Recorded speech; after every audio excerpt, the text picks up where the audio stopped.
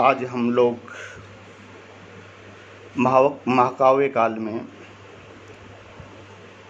रामायण के सांस्कृतिक महत्व के ऊपर संक्षिप्त विश्लेषण करेंगे। भारत में सदियों से रामायण और महाभारत भारतीय जनमानस में अपना महत्व स्थापित किए हुए हैं। जिस प्रकार वेदों को आदर के साथ में देखा जाता है, वैसे ही रामायण और महाभारत का महत्व है भारतीय समाज में, भारतीय संस्कृति में। रामायण और महाभारत दोनों ही संस्कृत के ग्रंथ हैं।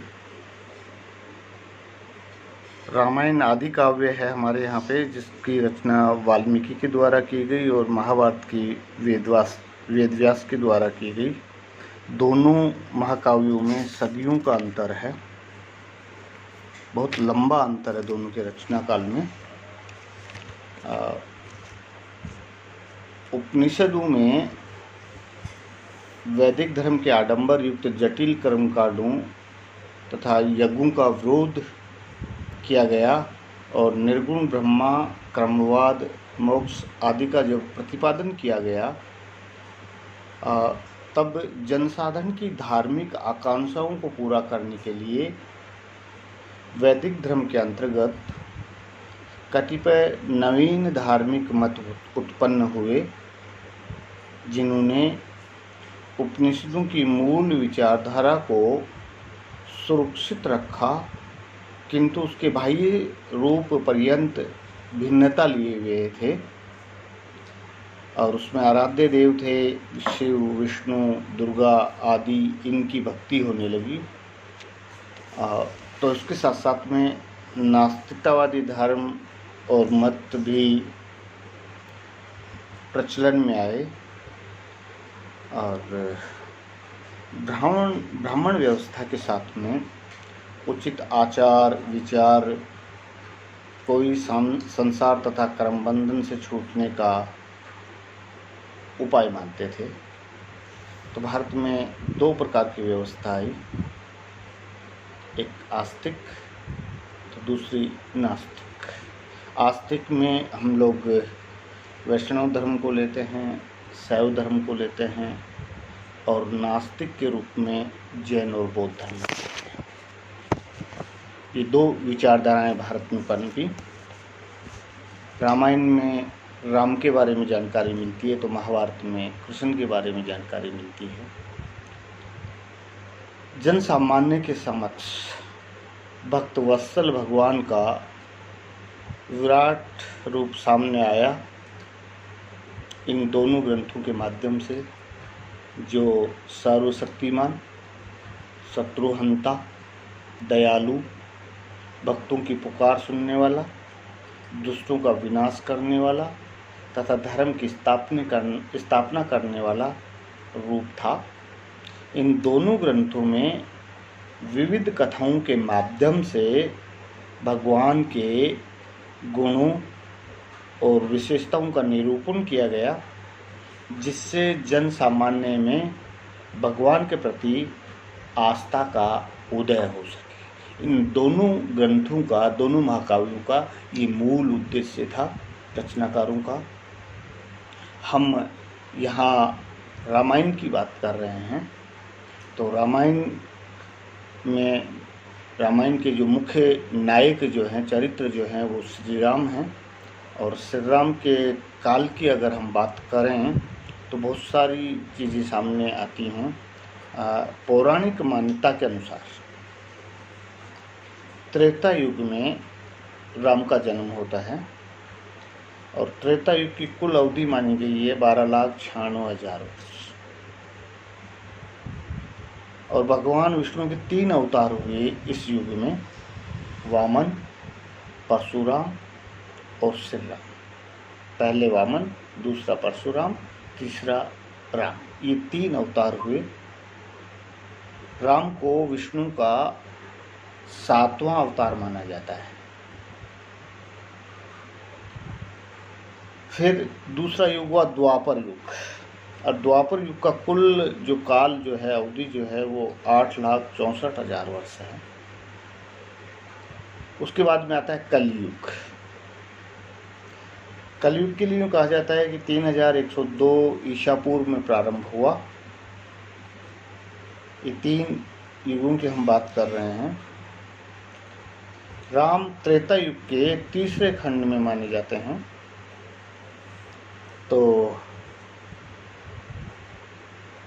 8,69,119 वर्ष के आसपास में उनका जन्म माना जाता है।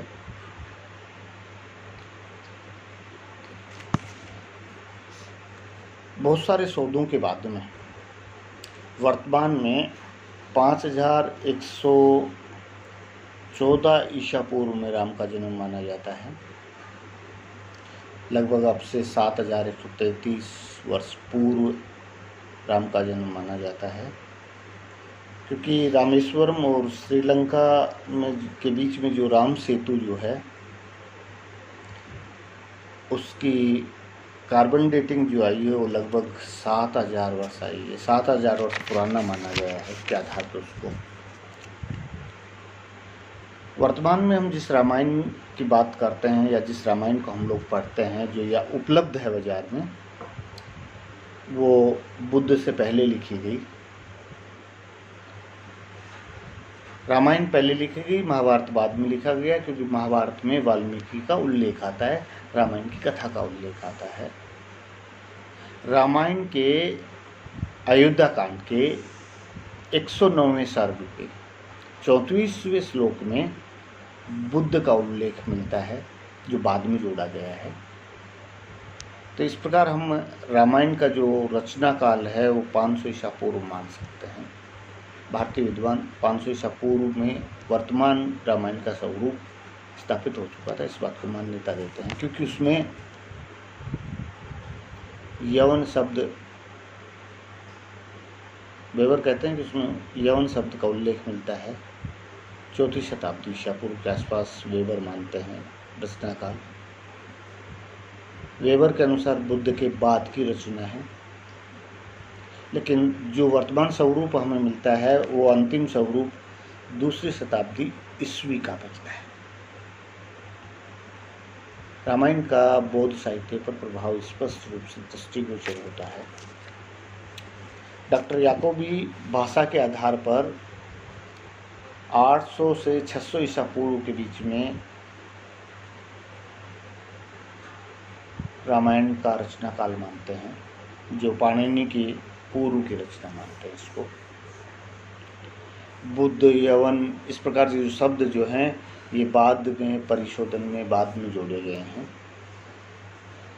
रामायण में राम को पुरुषोत्तम के रूप में निरूपित किया गया है। निश्चित रूप से बुद्ध से पहले लिखी गई होगी, ऐसा विद्वानों का मानना है। रामायण के रचनाकार कवि वाल्मीकि हैं, और वाल्मीकि का प्रधान लक्ष्य था मानव के चरित्र का दुनिया के सामने उच्चतम आदर्श प्रस्तुत करना। महाभारत और पुराणों में कथाएं, इस प्रकार की कथाएं मिलती हैं हमें। वर्तमान रामायण में जो स्वरूप हमें मिलता है उसमें बालकांड, अयोध्याकांड, अरण्यकांड, किष्किंधाकांड, सुंदरकांड, लंकाकांड और अंत में उत्तरकांड, ये 7 अध्याय मिलते हैं। टोटल 24,000 श्लोक मिलते हैं, लेकिन मूल रामायण में 5 अध्याय थे, और उसमें राम को एक महान पुरुष के रूप में प्रस्तुत किया गया है। रामायण में बालकांड और उत्तरकांड बाद में जोड़े गए हैं, जो रचना शैली से स्पष्ट होता है। बालकांड में राम को विष्णु के अवतार के रूप में प्रतिष्ठित किया गया है। ठीक है, 3 रामायण के राम के 3 रूप मिलते हैं हमें। पहला वाल्मीकि की रामायण में, दूसरा वेदव्यास कृत आध्यात्म रामायण में, और तीसरा तुलसी कृत रामचरित्र मानस। तीनों में भिन्नता है, तीनों में कथा समान है, किंतु कवियों ने तत्कालीन सामाजिक एवं धार्मिक धारणाएं अपने अपने ढंग से वर्णित की। ये बड़ा अंतर है। ये इनमें कवियों ने पात्रों के चरित्र चित्रण में परिवर्तन कर दिया। कथा एक है, लेकिन समय और परिस्थिति के अनुसार उस कथा में चरित्र चित्रण भिन्न भिन्न किया गया है। तो जहाँ वाल्मीकि रामायण में एक राम को एक महापुरुष के रूप में प्रस्तुत करते हैं, जिसमें मानवीय दृढ़ताएं एवं दुर्बलताएं उपलब्ध हैं, तो वेदव्यास और तुलसीदास उसी राम को घट घटवासी राम के रूप में प्रस्तुत करते हुए दिखाई देते हैं हमें, और वो सर्वशक्तिमान विष्णु के अवतार के रूप में उसको स्थापित करते हैं। वो राम जो है, वो विष्णु के अवतार जो हैं, वो पतित पावन एवं मोक्षदायक के रूप में उल्लेखित किए गए हैं। रामायण आर्य संस्कृति का प्रतिनिधित्व करने वाला ग्रंथ है, जिसमें धर्म और नैतिकता की बात की गई है। आदर्श स्त्री के रूप में सीता को वर्णित किया गया है। रामायण का साहित्यिक महत्व अपने आप में, जहाँ एक और हमें कथा मिलती है, उस कथा में हमें आर्य संस्कृति का प्रतिनिधित्व करते हुए ग्रंथ के रूप में बहुत सारी चीज़ें दिखाई देती हैं, बहुत सारी बातें हमें दिखाई देती हैं। रामायण में आर्यों के उच्च आदर्श युक्त संस्कृति का संवाहक के रूप में प्रस्तुत किया गया है। इस ग्रंथ में आर्यों के संघर्ष में जीवन, त्याग, वचन पालन एवं सामाजिक मर्यादा पालन के लिए प्राण त्यागने की परंपराओं का वर्णन मिलता है। इस ग्रंथ में आर्य वानर संस्कृति और राक्षस संस्कृति की परंपराओं का वर्णन हमें मिलता है। राम आर्य संस्कृति के द्योतक हैं। वानर संस्कृति में सुग्रीव, बाली, हनुमान ये आर्यों के मित्र के रूप में वर्णित किए गए हैं, और राक्षस संस्कृति के रूप में आर्यों के शत्रुओं के रूप में राक्षसों की जो बात की गई है, रावण को प्रस्तुत किया गया है। ये सब आर्य संस्कृति के प्रतीक के रूप में मर्यादा पुरुषोत्तम राम को, वानर संस्कृति के प्रतीक के रूप में सुग्रीव, बाली और हनुमान को, और राक्षस संस्कृति के प्रतीक के रूप में रावण को वर्णित किया गया है। हम एक एक चरित्र की अगर बात करें रामायण में, तो सर्वाधिक प्रसिद्धि अगर किसी चरित्र को मिली तो राम के चरित्र को मिली। हम राम की अगर बात करें तो राम उच्च सामाजिक मर्यादाओं के पालन के पक्षधर, निजी स्वार्थों की अपेक्षा परिवार एवं समाज में नैतिकता, सत्य, न्याय और त्याग का आदर्श प्रस्तुत करते हैं। राक्षस राज रावण अनीति, अन्याय एवं अत्याचार के माध्यम से विजय प्राप्त करने का प्रयास करते हैं। उसके लिए पारिवारिक संबंध, सामाजिक मर्यादाएं एवं नैतिकता कोई मूल्य नहीं रखती है। जबकि जब राम रावण का युद्ध होता है, तो वो युद्ध, राम और रावण का युद्ध जो है, आर्य और अनार्य संस्कृतियों की गाथा है अपने आप में, जिसमें सत्य की असत्य पर, न्याय की अन्याय पर तथा नैतिकता की अनैतिकता पर विजय होती है, ये प्रस्तुत किया गया है। राम संपूर्ण जीवन में स्वयं को एक आदर्श पुत्र एक आदर्श भ्राता, एक आदर्श पति, एक आदर्श मित्र एवं आदर्श राजाओं के रूप में प्रस्तुत करता है। उनका जीवन चरित्र आज भी आदर्श माना जाता है। पिता की आज्ञा, भाई को राज देना, वनगमन, ये महत्वपूर्ण घटनाएं थी। सीता आदर्श पत्नी का कर्तव्य निभाती है। राजमहलों का सुख त्याग कर राम के साथ वन में चली जाती है। लक्ष्मण भाई के साथ वनवास में जाता है। एक आदर्श राजा प्रजा की आलोचना को स्वीकार करता है। इस बात को रामायण में स्थापित किया गया है। सीता का त्याग, एक पत्नी व्रत का पालन, ये राम के आदर्शों में महत्वपूर्ण बिंदु हैं। सीता का चरित्र भारतीय नारीत्व का साक्षात प्रतीक है अपने आप में।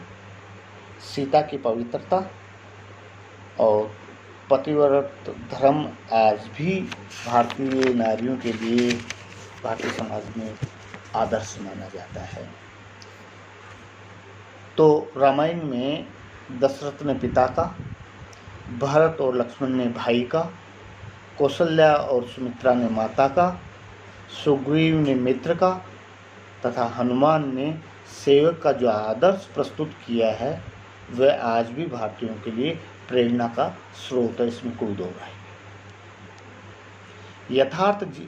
रामायण में यथार्थ जीवन की दृष्टि, जीवन के कटु यथार्थ को पत्नी के प्रति समर्पण भाव भी पूरी तरह रामायण समझाती है हमें। रामायण का राम हमेशा महापुरुष ही रहा, जबकि तुलसी का राम विष्णु का अवतार बनकर शील, सौंदर्य और शक्ति का चरम रूप प्राप्त करता है। ये रामचरितमानस और रामायण दोनों में बड़ा अंतर है। एक तरफ वाल्मीकि की रामायण में राम महापुरुष के रूप में ही प्रस्तुत किया गया, तो दूसरी तरफ तुलसीदास कृत रामचरितमानस में उसको राम को विष्णु के अवतार के रूप में प्रस्तुत करते हुए उसका शील, सौंदर्य और शक्ति का चरम रूप दर्शाया गया है। भक्ति के रूप में, भक्ति भावना के रूप में रामायण में नैतिकता कूट-कूट के भरी हुई है। रामायण का प्रधान लक्ष्य मनुष्य के चरित्र का वह आदर्श प्रस्तुत करना है जिससे मनुष्य देवत्व पर पहुंचता है। चरित्र ही धर्म और चरित्रवान राम धर्म के पूर्ण रूप हैं, इस बात को स्थापित किया गया है। राम की सत्यनिष्ठा, वचन पालन और शौर्य पर आधारित रामायण अपने आप में महत्वपूर्ण है। इसमें धर्म की कुंजी मन का संयम, इंद्रियों पर अधिकार और कर्तव्य पालन की तत्परता दिखाई देती है। रामायण में परिवार एवं समाज के प्रति अपने दायित्व का निर्वाह करना, साथ में लोक जीवन की मर्यादा की रक्षा करना, समाज की व्यवस्था को बनाए रखने में योगदान करना महापुरुष राम का महान आचार है। यदि वह धर्म बंधन है जो जीवन को उचित मार्ग ले जाता है तो लोक कल्याण की साधना है। इसलिए राम विमाता कैकेयी के कहने मात्र से राज्य पर अपने नैसर्गिक अधिकार का त्याग कर देते हैं। राम का संकल्प है कि वह लोभ, मोह, अज्ञान या किसी भी तामसी प्रवृत्ति से सत्य के सेतु को नहीं तोड़ेंगे। जीवन का अमूल्य कोष धर्म और सत्य है, जिसके खो जाने से मनुष्य सर्वथा दरिद्र हो जाता है, किंतु इस कोष की वृद्धि से वह देवता बन जाता है। हमें रामायण में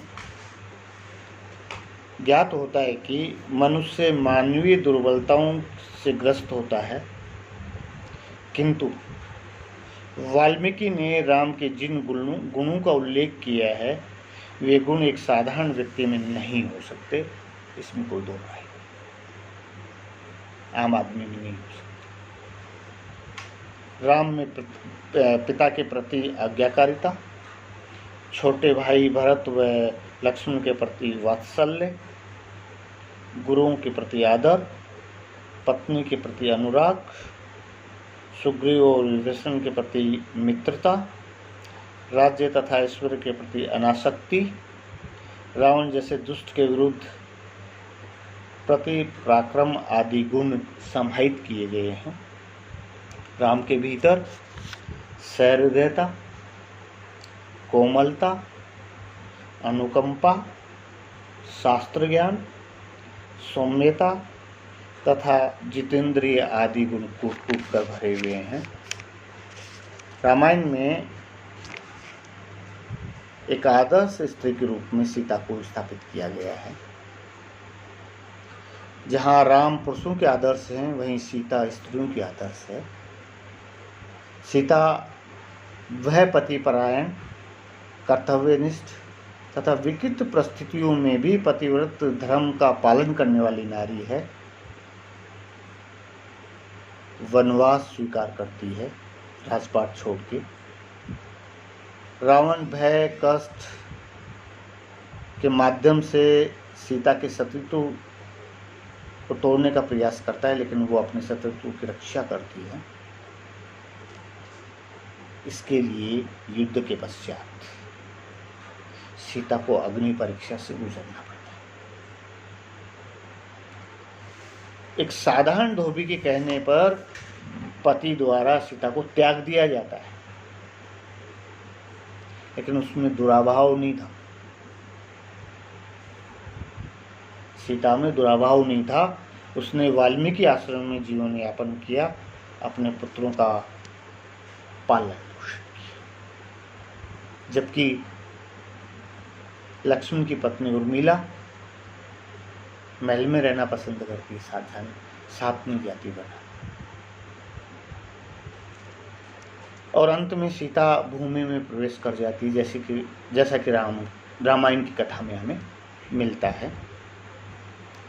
हम यहाँ पे संक्षिप्त रूप में रामायण का साहित्यिक महत्व जो है उसकी चर्चा करेंगे। यह ग्रंथ संस्कृत भाषा का महाकाव्य है, अपने आप में एक अनुपम ग्रंथ है। और इस ग्रंथ में भाव, भाषा और कथा तीनों स्तरों पर विलक्षण ग्रंथ है अपने आप में। इसमें छंदों का, अलंकारों का प्रयोग हुआ है। रसों का पूर्ण परिपाक ग्रंथ है ये। रामायण की कथा में जहाँ श्रृंगार, वीर, करुणा, शांत, रौद्र, वात्सल्य, प्रेम, विभस, भक्ति आदि रसों का यथास्थान प्रयोग किया गया है। अयोध्या कांड में राम को वनवास का आदेश देते समय पिता दशरथ की मनोदशा, माता कौशल्या एवं सुमित्रा का भाव विहीन होकर मातृ प्रेम का प्रदर्शन, सीता का पतिव्रत्य धर्म, लंका में सीता की मनोदशा, दुख के क्षणों में भी राम का सौम्य चरित्र, ये मनोवैज्ञानिक भाव का अत्यंत सुंदर चित्रण कवि के द्वारा किया गया है। साहित्यिक सौंदर्य की अनुभूति इस ग्रंथ की मुख्य विशेषता है। इस ग्रंथ में प्राकृतिक सौंदर्य, नारी सौंदर्य का अनुपम वर्णन देखने को मिलता है हमें। भले ही चाहे वो चित्रकूट, गंगा नदी, पंपा सरोवर, पंचवटी वन, दंडक वन के मनोरम दृश्यों की बात हो, या शरद व वर्षा ऋतु के मनोहारी वर्णन के साथ ही बाली की पत्नी तारा के अनुपम सौंदर्य का वर्णन हो, अपने आप में ये साहित्यिक सौंदर्य प्रकाष्ठा पर। नारी सौंदर्य के अंतर्गत वाल्मीकि ने लंका कांड में हनुमान द्वारा लंका में सीता को खोजते समय जिन अनेक सुंदर स्त्रियों को देखा, उनकी चेष्टाओं का आकर्षण वर्णन किया गया है। सुंदरकांड में लंका में हनुमान द्वारा रावण के अंतःपुर में प्रवेश करने के बाद महल की नारियों के सौंदर्य का अनुपम वर्णन देखने को मिलता है हमें। इस ग्रंथ में मानव की अनंत प्रकृति और मनोवर्तियों का बड़ा स्वाभाविक चित्रण कवि के द्वारा किया गया है। काव्य कला का रामायण अपने आप में एक अनुपम उदाहरण है। इसका अपना एक ऐतिहासिक महत्व भी है। इस ग्रंथ के माध्यम से आर्यों की दक्षिण विजय के बारे में हमें जानकारी मिलती है। धन्यवाद।